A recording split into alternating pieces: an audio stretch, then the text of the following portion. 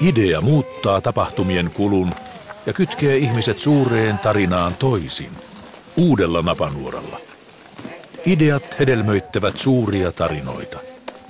Ideat hedelmöittyvät myyteistä ja arkkityypeistä. Levossa ajatusten määrä vähenee. En ymmärrä, miten kukaan johtaja voi johtaa innovaatioita osaamatta mankeloida. Jos esität uuden uutena, olet käsittämätön. Jos luulet, että Kannattaa harjoitella menettämistä. Jos ei osaa menettää, ei voi oppia synnyttämään uutta. Dialogissa menetetään jotain omaa ja saadaan tilalle jotain, joka on jonkun muun. puun idea on olla puu. Sen varjossa voi levätä. Sen hedelmistä voi nauttia.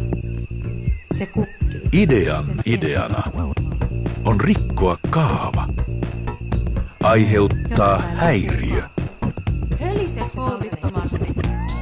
Kasvaa arvoa. Usko lujasti. Puun ideana oli olla puu. Paska on paskaa, Pariisissakin. Sanat kasvavat puusta.